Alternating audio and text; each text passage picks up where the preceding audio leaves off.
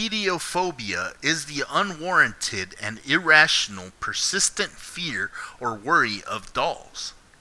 It is a specific phobia belonging to the category of automaton phobia, which is defined as the fear of wax figures, humanoids, robots, animatronics, and even mannequins.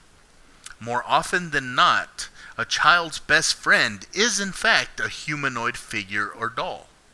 This can sometimes lead to some interesting stories of possessed dolls that can only be explained as paranormal. Fortunately, movie makers will always quench our thirst to satisfy what we cannot explain. And when that doll is the possessed vessel of a homicidal maniac, the outcome makes for one popular horror film series. Because for many, there is no fear worse than the thought of having your child's inanimate doll, the epitome of everything childlike, somehow come to life and terrorize your home. Don Mancini zoned in on this psychological fear when he introduced us to Chucky the Killer Doll in 1988. You see, in 1985, only 3 years before we were introduced to Chucky, Hasbro and Playskool introduced its new line of Buddy dolls. These toy dolls were found in millions of homes all across the country and worldwide. The Hasbro doll named the My Buddy bore an eerie resemblance to Chucky and the Good Guys doll from the movie. In fact, Don Mancini's first draft was not even called Child's Play. It was called Blood Buddy. In this early version of the movie, Andy was a creepy little kid with some serious anger issues. After developing an unhealthy attachment to the My Buddy doll, his teachers, bullies, and even his mother were attacked by the doll. This early version of Child's Play based the doll's need to kill on Andy's focused rage and not on voodoo magic. Don Mancini, however, had to change the script because he worried that the movie would get sued for copyright. Still, there was enough of a resemblance between Chucky to the My Buddy doll to cause some nightmares in the homes of millions of little boys during the late 1980s. While the idea of a doll coming to life sounds fictional at best, there is a doll out there that bears an eerie resemblance to Chucky. In 1906, Robert Eugene Otto of Key West, Florida was given a doll by one of his family's mistreated and abused Bahamian servants. This servant practiced voodoo and cast a spell on the doll. Standing 3 feet tall and sporting a Navy officer's uniform, Robert the doll became known as one of the most haunting doll possession stories of all time. Like Robert the doll, Chucky has cemented himself as one of the most recognizable horror icons ever. Chucky has been placed on the top horror movie villains of all times list, along with Freddy Krueger, Jason Voorhees, Michael Myers, Leatherface, Ghostface, Pinhead, Dracula, Frankenstein's monster, Pennywise the Clown, and Hannibal Lecter. Chucky's first appearance was in the 1988 movie classic Child's Play. Chucky was a serial killer known as the Lakeshore Strangler Charles Lee Ray, a name which, by the way, the movie producers concocted from a mixture of the names of 3 real-life famous killers: Charles Manson, Lee Harvey Oswald, and James Earl Ray. Charles Manson was the leader of the Manson family, who committed a series of 9 murders at 4 different locations in July and August of 1969. Lee Harvey Oswald was famously the man accused of assassinating President John F. Kennedy on November 22, 1963.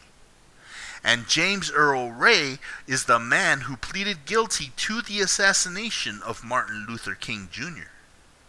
Charles Lee Ray was a known serial killer who was taught Haitian voodoo, by a voodoo priest named John Bishop. Charles is played by Brad Dourif, who also voices Chucky for all 7 of Chucky's movies. On the night Charles turned into Chucky, November 9th, 1988, Charles is seen running from the police on the south side streets of Chicago. After he is shot by homicide detective Mike Norris, Charles makes his way into a Playland toy store and is forced into using a Haitian voodoo spell to transfer his soul into the body of a good guy's doll just before dying. A bolt of lightning finalizes the ritual, and Detective Mike Norris, who survives the blast, finds Charles Lee Ray's dead body in the rubble. Little did he know that Chucky would soon be seeking out his revenge. You see, before turning into Chucky, Charles Lee Ray had already murdered 22 different people. And if you tally up Chucky's kill count through all 7 of his movies, including those not captured on screen, Chucky is credited with another 53 kills, giving Chucky a whopping total of 75 murders on and off the screen. And those are just the ones that we know about. This is easy for Chucky to do because his transformation has allowed for his persistent ability to cheat death. Almost nothing can stop Chucky permanently. And while Chucky can indeed be hurt, dismembered, burned, and sometimes even killed, play with this. Andy! It never lasts, as Chucky always finds a way to come back. Furthermore, Chucky has recently upgraded his voodoo abilities, allowing him to possess multiple good guy dolls at once, and can even possess humans. Chucky, however, isn't without his flaws. His impatience and arrogance almost always catches up with him. And since Chucky measures in at a miniature 2 feet in size, he can sometimes get trapped and be subdued easily. But despite his small size and structure, Chucky has the strength and speed of a full-grown adult. He is easily able to restrain and kill humans 3 times his size, and always seems to have a knack for killing using any means possible. Chucky is the textbook example of a psychopath, and has no guilt, no remorse, and is a sadistic, foul-mouthed, ruthless killer who holds grudges and never forgets those who have crossed him. He will hunt his victims down, and if this takes too long and he gets bored, he will kill others in the process, just for fun. And he will use the most ordinary but unorthodox ways to do it. In fact, Chucky has used everything from his hands to a toy hammer and even duct tape or rat poison to get the job done.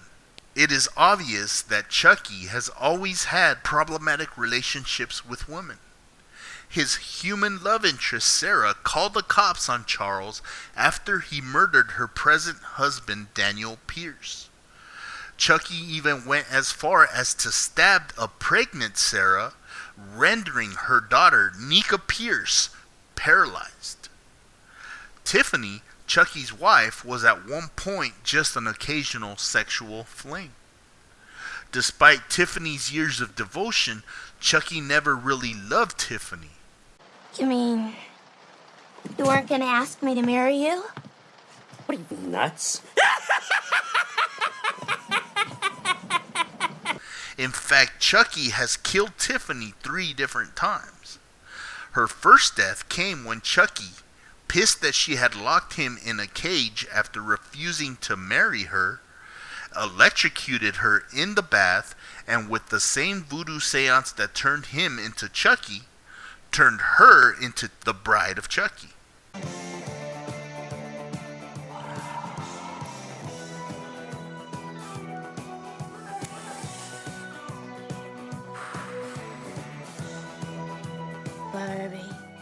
eat your heart out. Chucky does convince Tiffany, due to their mutual love for murder and gore, to have sex with him in doll form. The seed of Chucky, or Chucky and Tiffany's child's name, is Glen/Glenda.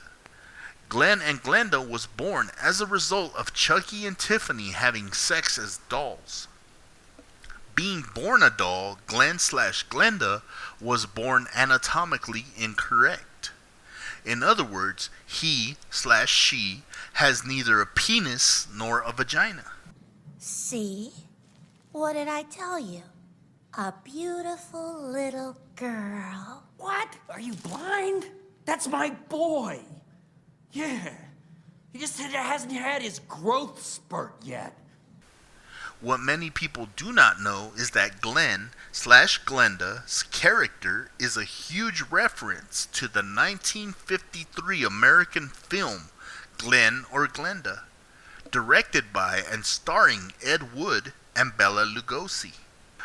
This film chronicles a man who is about to marry his wife, but struggles with his need to cross-dress as a female.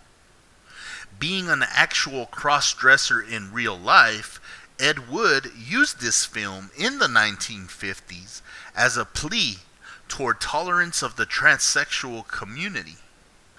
Ed Wood would later be portrayed in the movie Ed Wood by actor Johnny Depp alongside Bill Murray in 1994. Glen/Glenda, however, is not a transsexual being. Glen/Glenda is actually someone that suffers from a split personality. As Glen, the doll is very calm and does not like killing at all. As Glenda, the doll twitches. She is very violent. She steals, starts fights, yells out vulgar profanities, and she loves to commit murder. At one point, Tiffany, Glen, and Glenda all become human. In the process, Chucky gets killed by his son Glen, and he is once again forced to be an entity without a body. He does, however, come back with the help of the bride of Chucky, who has now possessed actress Jennifer Tilly's body. So, who's next?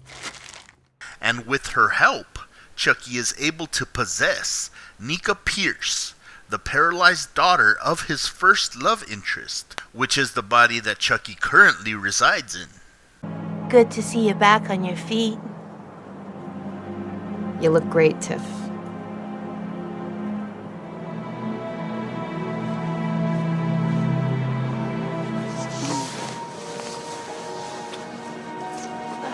Chucky, as a character, has appeared in numerous cameos and has been a regular staple at Halloween-related television shows and performances.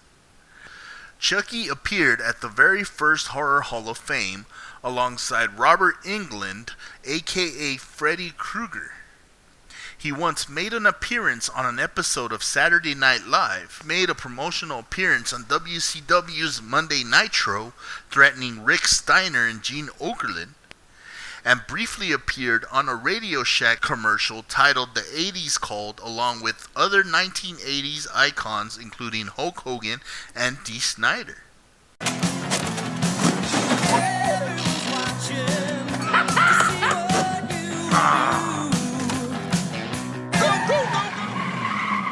In 1991, Innovation Publishing even made a 5-edition comic book series titled Child's Play. Rappers have also borrowed Chucky's persona, with rapper Bushwick Bill dropping hits like Chucky and Chuckwick, and Ski Mask the Slump God having used Chucky in his 2017 music video for the hit Catch Me Outside. Hey, Naruto, Nine-Tail, Fox, I feel like a Gucci ad-lib bird.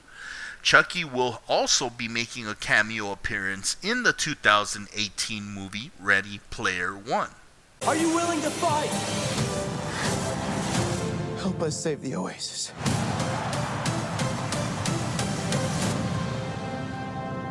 It is obvious that there are more people on the face of the planet Earth that know who Chucky is, rather than those that don't.